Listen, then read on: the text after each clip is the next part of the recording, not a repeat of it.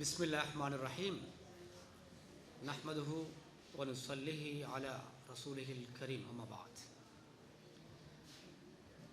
அல் ஹிஜ்ரா முஸ்லிம் வித்யாலயத்தின் அல்லது இன்னும் சில தினங்களில் முஸ்லிம் மகாவித்யாலயம் என்று விளிக்க வேண்டிய ஒரு பாடசாலை. அந்த வித்யாலயத்தினுடைய இன்றைய இந்த நிகழ்வை தலைமை தாங்கி நடத்தி கொண்டிருக்கின்ற கௌரவ அதிபர் ஜஸ்மின் மேடம் அவர்களே, இந்த விழாவின் பல வகையிலும் அதிதிகளாக வருகை தந்திருக்கின்ற பலர் இருக்கிறீர்கள். மீடியா துறை சார்ந்தவர்களும் இருக்கிறீர்கள். இன்னும் பலர் இருக்கிறீர்கள். பலரது பெயர் சொல்லி விழிக்க அடியேன் தகுதியில்லாததாக இருக்கிறேன், மறந்திருக்கிறேன். எனவே அத்தனை பேரையும் அன்பாக விழித்தவனாக இந்த பாடசாலையினுடைய இந்த முன்னேற்றத்துக்கு அடி கொடுக்கின்ற மிக முக்கியமான ஆக்கள் பாடசாலையுடைய ஆசிரியர்கள். அவர்களை மறக்க முடியாது. அவர்களையும் அன்பாய் விழித்தவனாக எங்களுக்கு பாடசாலை வகுப்பறைக்குள் நுழைந்து படித்து கொடுக்க அதிகாரம் இல்லாவிட்டாலும் வெளியில் நின்றும் உறுதுணையாக நிற்போம் என்று என்றும் பறைசாட்டி அதனை நிரூபித்து கொண்டிருக்கின்ற பாடசாலையின் அபிவிருத்தி சங்க உறுப்பினர்களே, பழைய மாணவர்களே, இது எங்கள் உயிர் என்று பேசுகின்ற பழைய மாணவர்கள் மறக்க முடியாது. உண்மையில் இன்று அல்ல, நான் அறிந்த காலத்திலிருந்தே அருமையான ஒரு முயற்சி செய்து கொண்டிருக்கிறார்கள், உணர்வோடு செய்து கொண்டிருக்கிறார்கள். அந்த உணர்வின் முடிவுதான் நான் நினைக்கிறேன் இந்த முன்னேற்றம். அந்த பழைய மாணவர் சங்க உறுப்பினர்கள் அத்தனை பேரையும் அன்பாக விழித்து வினாக இன்னும் பலர் பெயர் சொல்ல விரும்பாத, தன்னை இனங்காட்டிக் கொள்ளாத பலர் இருப்பீர்கள். பல தியாகிகள், இலைமறை காய்களாக இருப்பீர்கள், மறைந்திருப்பீர்கள். அவர்களையும் அன்போடு விழித்தவனாக இத்தனை பேரையும் விழித்தோம்.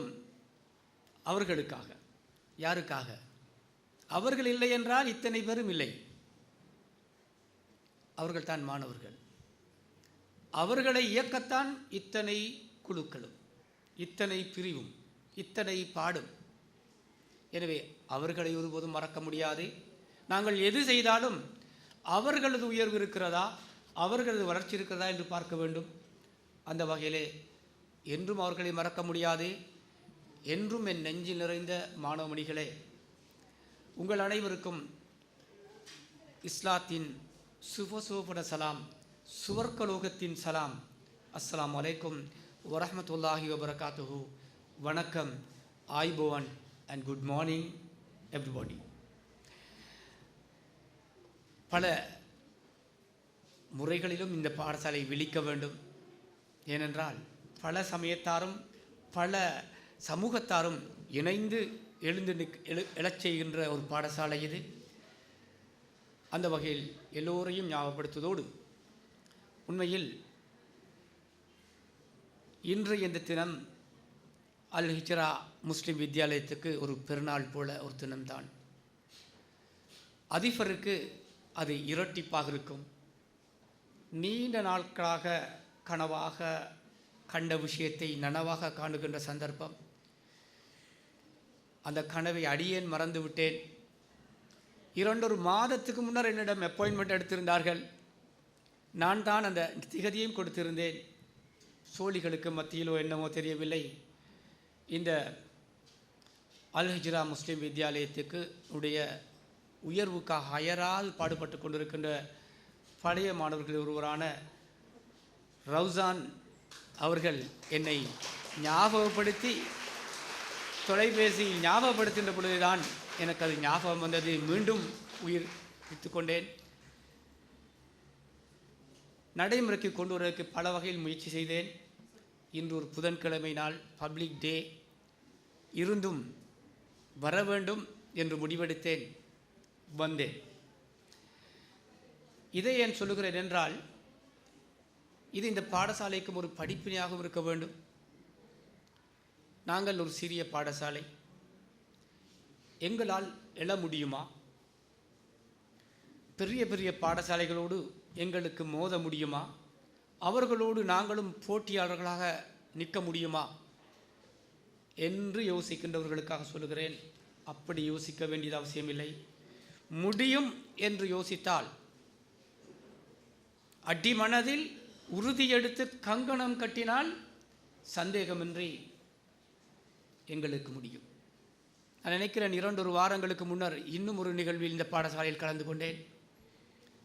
இந்த மேடையில் அல்ல, அந்த மைதானத்தில் கலந்து கொண்டேன். ஒரு ஃபுட்பால் டூர்னமெண்ட் இருந்தது.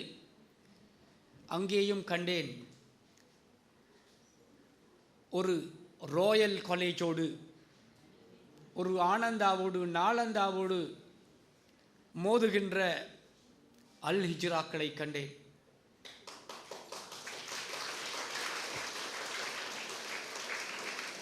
நான் கேள்விப்பட்டேன் செமிஃபைனலுக்கு எடுபடுகின்ற சந்தர்ப்பம் வந்தது, மோதிக்கொண்டிருந்தது. அந்த நேரத்திலும் ராயல் காலேஜோடு, இந்த நாட்டின் நம்பர் 1 ஸ்கூல் இல்லை, ஆசியாவில், சவுத் ஏஷியாவின் மிகச்சிறந்த பாடசாலைகள் 25 தெரிவு செய்தார்கள் சுமார் 20 வருடத்துக்கு முன்னர். முழு சவுத் ஏஷியாவிலும் பெஸ்ட் ஸ்கூல், 25 பெஸ்ட் ஸ்கூல்ஸ். அதில் இலங்கையில் ஒரே ஒரு பாடசாலை தெரிவு செய்யப்பட்டது, அதுதான் ராயல் காலேஜ். ராயல் காலேஜோடும் மோதினீர்கள், வெற்றியை அண்மித்தீர்கள் என்று கேள்விப்பட்டேன். நிச்சயமாக அது அன்று நடந்தது தோல்வி அல்ல, வெற்றியின் முதல் படி. மறந்துவிட வேண்டாம், அது தோல்வியே அல்ல, நிச்சயமாக வெற்றியின் முதல் படி. நான் அன்று ஞாபகப்படுத்தினது எனக்கு மீண்டும் ஞாபகம் வருகிறது. நாங்கள் ஆரம்பத்தில் தோப்போம், தோல்வியையே இலக்காக கொள்வோம் குறிப்பிட்ட காலம். அதில் இருக்கின்ற வெற்றி தான் டிசிப்ளினரி வெற்றி, வெல்லுவோம் என்ற வெற்றி, வெல்லுவோம் என்ற திடசங்கத்துவத்தை பூணுகின்ற வெற்றி, பண்பாய் விளையாடுகின்ற வெற்றி. அதனை சாதித்தால் சந்தேகமின்றி அல் ஹிஜ்ரா ஒரு நல்ல தரமான ஒரு பாடசாலையாக எழுந்து நிற்கின்ற காலம் மிக தூரத்தில் இல்லை. நான் அறிந்த வகையில் மேல் மாகாணத்தில் இருக்கின்ற துரிதமாக அபிவிருத்தி அடைந்து வருகின்ற பாடசாலைகளில் ஒன்றாக இதனை குறிப்பிடலாம்.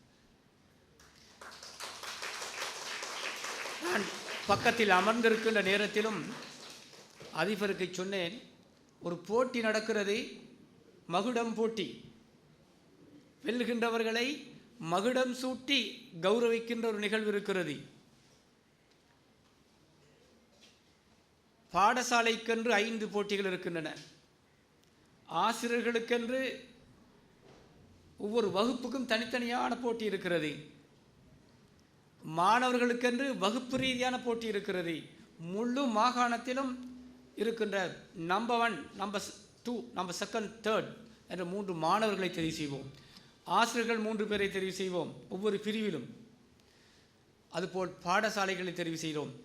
அதுபோல துரிதமாக அபிவிருத்தி அடைந்து வருகின்ற பாடசாலை எது, பெஸ்ட் என்வாயன்மெண்ட் உள்ள பாடசாலை எது, ஸ்காலர்ஷிப் ரிசல்ட்ஸில் பெஸ்ட் ஸ்கூல் எது முழு மாகாணத்திலும், ஜிசிஓட ரிசல்ட்ஸில் பெஸ்ட் ஸ்கூல் எது, அட்வான்ஸ் லெவல் சாதனைகளில் பெஸ்ட் ஸ்கூல் எது என்று தெரிவு செய்து மாகாண ரீதியான ஒரு ஃபங்க்ஷன் வைத்து, பெரும் ஃபங்க்ஷனை வைத்து, நாங்கள் சென்ற முறை ஜனாதிபதியை கொண்டு வர இருந்தோம்.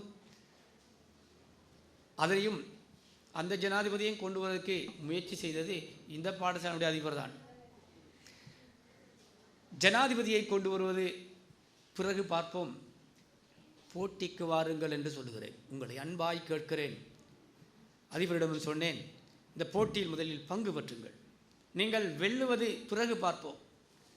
நீங்கள் போட்டிக்கு வருகிற நேரத்திலே பாடசாலை ஒரு ட்ரக்கில் விழுவுது, ஒரு ட்ரக்கில் நீங்கள் ஓட ஆரம்பிக்கிறீர்கள். உங்களை ஒரு ட்ரக்கில் ஓட வைப்பது தான் நம்பர் 1 சக்ஸஸ். அந்த வகையிலே தோல்வியை பற்றி யோசிக்காதீர்கள். இதுவரைக்கும் உலகத்தில் சாதனை படைத்த சாதனை வீரர்கள் எல்லோரும், தலைவர்கள் எல்லோரும் பல 100 முறை தோற்றவர்கள், பல முறை தோற்றவர்கள். கீழே விழுந்தவுடன் விழுந்துவிட்டு மீசையில் மண்படவில்லை என்று பெருமை அடிக்க தேவையும் இல்லை. நாங்கள் தோற்றோம், போட்டியிட்டோம், முறையாக போட்டியிட்டோம் என்ற பெயரை பெருமையை எடுங்கள். அந்த வகையிலே பாராட்ட வேண்டும். இந்த பாடசாலை அண்மை காலமாக நானும் வந்து மேல் மாகாணத்துக்கு 4வது வருஷம், இன்னும் 2 மாதம் இருக்குது. 4வது வருஷம் முடிஞ்சு விடை பெறுவதற்கே அதற்குள்ளே நான் கண்டேன் மிக வேகமாக வளர்ச்சி அடைந்து வருகின்ற ஒரு பாடசாலையாக இதனை நான் இனம் கண்டு கொண்டேன். அந்த வகையிலும் இந்த பாடசாலையுடைய தலைமை உண்மையில் விசேடமாக சொல்ல வேண்டும். எல்லோரும் எதிர்பார்த்தார்கள் ஒரு ஆண் தான் தேவை என்று. ஆண் இல்லாமல் அபிவிருத்தி செய்ய முடியாது என்றெல்லாம் பலர் யோசித்தார்கள். இல்லை, பெண்ணாலும் முடியும், பெண்களாலும் முடியும் என்பதை சாதித்து காட்டியிருக்கிறார்கள் இந்த பாடசாலையுடைய அதிபர். சுமார் GC ஓலவல் 20% இருந்த ஒரு காலத்தில் இருந்த ஒரு பாடசாலை இப்போது எத்தனை மேடம்? 76%, 76% சாதித்திருக்கிறது.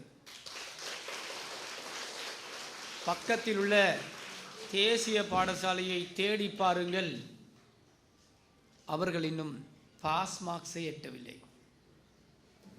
சிறிய பாடசாலை இப்பொழுது 76% என்றது, 76 ஏ பாஸ் நெருங்கியிருக்கிறது. நான் இந்த இடத்தில் ஒன்றை சொல்ல விரும்புகிறேன். இமாம் ஷாஃபி ஞாபகம் வருகிறது எனக்கு. இமாம் ஷாஃபி ரஹ்மத்துல்லாஹி அவர்கள், இமாம் ஷாஃபி அவர்கள் ஒரு கருத்து சொன்னார்கள். அல் வுசூலு இலல் கிம்மா சஹ்லுன் சஹ்லுன் ஜித்தன். ஒரு மலையின் உச்சியை வேகமாக சென்றடைவது இருக்கிறதே இலகுவானது, இலகுவிலும் இலகுவானது. முயற்சி செய்தால் ஒரு மலை உச்சிக்கு ஏறி மேலே போகணும், மேலே அடையணும் என்று ட்ரை பண்ணி கங்கணம் கட்டி முயற்சி செஞ்சால் போயிட்டு சேரலாம், லேசி. அதுதான் சாதிச்சிட்டீர்கள். இமாம் ஷாஃபியில் அடுத்த துண்டை பாருங்கள் கருத்தில். வல் இஸ்திம்ராரு அலைஹா, ஆனால் அதில் தொடர்ந்து நிலைத்து நிற்பது சாபுன் சாபுன் ஜித்தன். அந்த உச்சியில் தொடர்ந்து நிற்கிறதுக்கே கஷ்டமானது, மிக கஷ்டமானது. இப்பொழுது கங்கணம் கட்டுங்கள். 2வது வருடமும் நாங்கள் அடுத்த வருடமும் இந்த சாதனையை வைத்துக்கொள்வோம், நிலைநிறுத்துவோம் என்று. எனவே இதனை ஒரு சேலஞ்சாக ஆசிரியர் சமூகத்துக்கு நான் விடுகிறேன். அதனை எடுங்கள். ஒவ்வொரு ஆசிரியரும், ஒவ்வொரு பாட ஆசிரியரும் நீங்கள் நினைத்தால் சந்தேகமின்றி முடியும். அந்த நேரத்தில் உங்கள் காணிகளும் உங்கள் சொத்துகளும் பறிபோகாது. 24 மணித்தியாலமும் பணி செய்கின்ற ஒரு பாடசாலையாக இது மாறுமாக இருந்தால், கேள்விப்பட்டேன் சகோதரர் ரவுசான் அவர்கள் சொன்னார்கள், எனக்கு புதினமாக இருந்தது. நைட் கேம்ஸ்களுக்கு கூட ரெண்ட் அவுட் பண்ணுற ஒரு பாடசாலையும் மைதானத்தை, நிறைய பாடசாலைகளுக்கு கிரவுண்டே இல்லை கொழும்புல. அல்லிஜிரா நீண்ட ஒரு காலத்தில் மிகப்பெரிய காணி இருந்தது, ரெண்ட் அவுட் பண்ணுறப்ப கிரவுண்டும் இருக்கிறது, ஃபேமஸ் ஆகி வருகிறது. எல்லாவற்றையும் விட அதிபர் அவர்கள் மேடையில் ஒரு தகவல் சொன்னார்கள், இப்பொழுது மகாவித்யாலயமாக மாறப்போகிறது, உயர்தரத்தை அடையப் போகிறது. உண்மையில் அதுவும் ஒரு போராட்டம். அதையும் நிறுத்துங்கள். குறைந்தது 15 பேராவது தொடர்ந்து வகுப்பில் வைத்து கொள்ள பாருங்கள், வைத்து சாதனை படைக்க பாருங்கள். வருடத்துக்கு ஒருவரையாவது பல்கலைக்கழகம் அனுப்ப வேண்டும் என்று முடிவெடுங்கள். நானும் ஒரு காலத்தில் உயர்தர வகுப்பு ஆசிரியராகவும் பிரிவு பொறுப்பாளராகவும் இருந்து இந்த வேலையை செய்திருக்கிறேன். சகல மாணவர்களுக்கும் இந்த சேலஞ்சை கொடுத்து, அதுக்கேற்ற ஒர்க் பிளானோட கொடுத்து தொடர்ந்து தேசியாக கொடுத்துக்கிறேன். அன்றிலிருந்து இன்று வரைக்கும் பல்கலைக்கழகம் செல்கிறார்கள். எனவே அப்படி ஒரு முடிவெடுங்கள், உங்களால் நிச்சயமாக முடியும். அந்த வகையிலே பாராட்ட வேண்டும் அல் ஹிஜ்ராவை. அல் ஹிஜ்ராவினுடைய அதிபர் உயரத்தில் சிறியவராக இருந்தாலும் மிக உயரத்தே பறக்கக்கூடியவர், மிக உயரத்தின் அந்த மலையின் உச்சியை இலகுவாக அடையக்கூடியவர், அங்கே நிலைத்திருக்க வேண்டும் என்ற எண்ணம் கொண்டவர். எனவே அவர் உச்சியை அடைவார், உச்சியிலே என்றும் நிலைத்திருப்பார், நிலைத்திருக்க வேண்டும் என்று வல்லவனை நான் பிரார்த்திக்கின்றேன். அது மட்டுமன்றி என்னை பொறுத்தவரையில் நான் மிகவும் சந்தோஷப்படுவது பாடசாலையுடைய சைஸை பார்த்தோ பாடசாலையினுடைய வளங்களை பார்த்தோ இல்லை, இந்த முயற்சியாளர்களை பார்த்தா நான் தான் சந்தோஷப்பட்டேன்.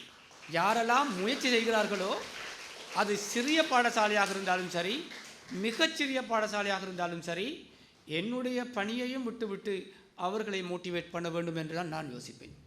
அந்த வகையில் தான் இன்று உண்மையில் வர முடியாத நிலையிலும் நான் வர வேண்டும் என்று காரியாலயத்துக்கு வந்தவுடன் முதல் பணியாக இந்த பணியை நான் பொறுப்பெடுத்து கொண்டேன். இத்தகையவர்களை தூண்டுவது மிக முக்கியம். அல் குர்ஆன் சொல்லுகிறது, வமன் அஹ்யா ஹயாத்தன், யார் ஒரு உயிரை உயிர்ப்பிக்கிறாரோ ஃபக அன்னமா அஹ்யன் நாஸ் ஜமீஆ, அவர் முழு மனித சமூகத்தையே உயிர்ப்பித்ததுக்கு சமம். ஒருவரை உயிர்ப்பித்தால், ஒரு பாடசாலையை உயிர்ப்பிக்க முடியுமாக இருந்தால், இது ஒரு பெரிய பாடசாலையாக மாறி அப்படி உயிர்ப்பிக்க முடியுமாக இருந்தால், இந்த பாடசாலையில் எத்தனை பேர் நாட்டின் தலைவர்களாக போகிறார்களோ, பல துறை சார்ந்தவர்கள் வரப்போகிறார்களோ, யோசித்து பாருங்கள். அப்படி திட்டமிட்டு நாங்கள் அனுப்ப வேண்டும்.